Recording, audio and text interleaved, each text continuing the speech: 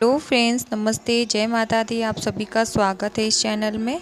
मैं पायल आज आपको बता रही हूँ हरियाणवी तीज की मैंने किस तरह से पूजा की है, वो सभी आपको बता रही हूँ। सबसे पहले हरियाणवी तीज की आपको हार्दिक शुभकामनाएं। तो सावन महीने के शुक्ल पक्ष की तृतीया को कजरी तीज या हरियाणवी तीज कहा जाता है। और हरियाणवी तीज सबसे पहले गिरिराज हिमालय की पुत्री पार्वती ने की थी, जिसका फलस्वरूप भगवान शंकर ने उन्हें पति के रूप में प्राप्त हुए थे। तो इस दिन आप पूजा भी कर सकते हैं, व्रत भी कर सकते हैं।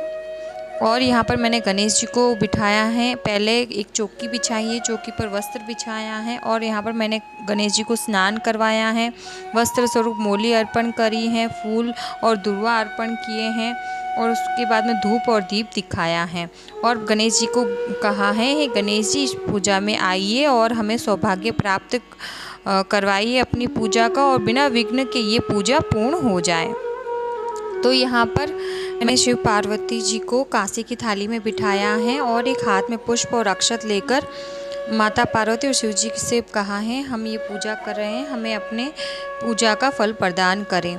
और ये अक्षत और फूल यहाँ पर छोड़ दिए हैं। जल के अंदर गंगा जल मिला लें और मैंने महादेव जी को स्नान करवाया है और फिर माता पार्वती को नमः शिवाय, ओम नमः शिवाय बोलते हुए उनको सुंदर सा अभिषेक मैं कर रही हूँ। इसके बाद में मैं पंचामृत से स्नान करवाऊँगी। पंचामृत में दूध, दही, घी, शहद, शक्कर होता है और इसी से पंचामृत बनता है। तो इससे मैं महादेव जी को स्नान करवा रही हूँ। महादेव जी को स्नान करवाने के बाद में माता पार्वती को पंचामृत से स्नान करवाएंगे। पंचामृत से स्नान करवाने से महादेव जी बहुत खुश होते हैं। और हरियाणवी तीज का व्रत ना कर सके तो आप पूजा कर सकते हैं। इस दिन हरे कलर के कपड़े पहनना, हरी चूड़ियाँ पहनना, लहरिया पहनना बहुत ही शुभकारी माना जाता है। इससे महादेव जी, माता पार्वती बहुत खुश होती हैं। कुंवारी लड़कियां भी मनोवांछित वर की प्राप्ति के लिए ये पूजा और व्रत रखती हैं। हरियाणवी तीज के दिन भगवान शिव ने देवी पार्वती को पत्नी के रूप में स्वीकार करने का वरदान दिया था, इसलिए ये व्रत किया जाता है। यहाँ पर मैंने स्वच्छ जल से महादेव और माता पार्वती को स्नान करवा दिया है। पंचामृत के बाद में अब मैं पुष्पों से स्नान करवा रही हूँ। पुष्पों से स्नान करवाने के बाद में यहाँ पर सादे जल से स्नान करवाया है। सादे जल से स्नान करवाने के बाद में मैं इनको अच्छी तरह से यहाँ से ले लूँगी और उनको अच्छा सा श्रृंगार कर दूँगी। माता पार्वती और महादेव जी का छोटे से विग्रह का श्रृंगार करने का एक अलग ही महत्व होता है और बहुत ही अच्छा भी लगता है। तो यहाँ पर इस जल को आप तुलसी के जल के अलावा किसी भी पौधे में डाल सकते हैं और घर में भी आप छटक सकते हैं। तो यहाँ पर मैं महादेव जी को लाल वस्त्र पर बिठा रही हूँ चौकी के ऊपर, और यहाँ पर नंदी महाराज को मैं भी बिठा रही हूँ और माता पार्वती का सुंदर सा श्रृंगार करूँगी। हरे कलर की पोशाक मैंने सिली है माता पार्वती के लिए, तो वो मैं उनको पहनाऊँगी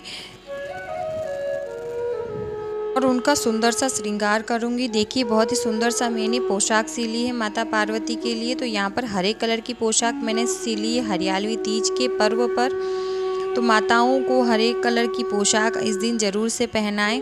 तो इस दिन मैं माता को चुनरी पहना रही हूँ और सुंदर सा मुकुट भी मैं माता पार्वती को पहना रही हूँ। उनका सुंदर सा श्रृंगार करने के बाद में महादेव जी के पास बिठा दूंगी और उनको सिंदूर का तिलक करूंगी और महादेव जी को केसर चंदन का तिलक करूंगी। तो देखिए, हमारी माता पार्वती बहुत सुंदर लग रही हैं। अब मैं उनको तिलक करने के बाद में फूलों की माला अर्पण करी है और फूलों की माला अर्पण करने के बाद में मैंने महादेव जी को भी सुंदर सा श्रृंगार किया है। उनको प्यारा सा मुकुट पहनाया है, वो भी हरे कलर का है। इसके बाद में मैं महादेव जी को दुर्वा अर्पण कर रही हूँ। अक्षत भी मैंने महादेव जी को अर्पण किए हैं। बेलपत्र अर्पण करूँगी। बेलपत्र का चिकना हिस्सा हमें शिवलिंग पर रखना चाहिए और बेलपत्र पर तिलक लगाकर ही हमें बेलपत्र चढ़ाने चाहिए। इसके बाद में मैं आक के फूल और आक के पत्ते महादेव जी को चढ़ा रही हूँ। महादेव जी को आक के फूल बहुत प्रिय हैं। माता पार्वती को जंगल में जो चीज़ें मिली उससे महादेव जी की पूजा की और घोर तपस्या की और महादेव जी खुश होकर उनको पति स्वरूप में उनको अपनाने के लिए उनको वरदान दिया और इस तरह से मैं इनको अक्षत अर्पण किए, शमीपत्र अर्पण किया, भांग अर्पण करी। भांग अर्पण करने के बाद में इत्र अर्पण किया। इत्र अर्पण करने के बाद में अब मैं यहाँ पर जनेऊ महादेव जी को अर्पण कर रही हूँ।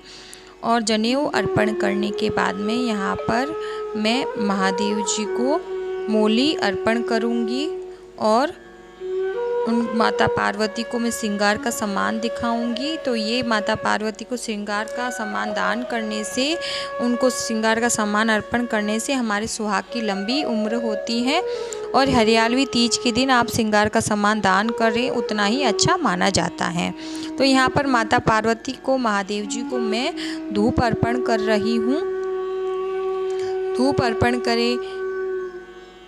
धूप अर्पण करने के बाद में यहाँ पर मैं नंदी महाराज को मूली अर्पण कर रही हूँ, महादेव जी को भी मूली अर्पण कर रही हूँ और माता पार्वती और महादेव जी का गठबंधन बांधते हुए मूली अर्पण कर रही हूँ। यहाँ पर इनकी बहुत ही सुंदर सी पूजा हुई है, बहुत ही मन प्रफुल्लित हो गया, श्रृंगार बहुत सुंदर हुआ है महादेव जी का, माता पार्वती का मन बहुत खुश हो गया है, बस उनको ही निहारते रहें। इसके बाद में यहाँ पर दीप दिखाएंगे। दीप दिखाने के बाद में उनको भोग अर्पण करेंगे। तीज है तो घेवर का भोग तो लगाना बनता ही है। तो यहाँ पर माता पार्वती को, महादेव जी को भोग में मैंने घेवर अर्पण किए, फल स्वरूप फल अर्पण किए हैं माता पार्वती और महादेव जी को, और गणेश जी को भी साथ में भोग और फल दोनों अर्पण किए हैं।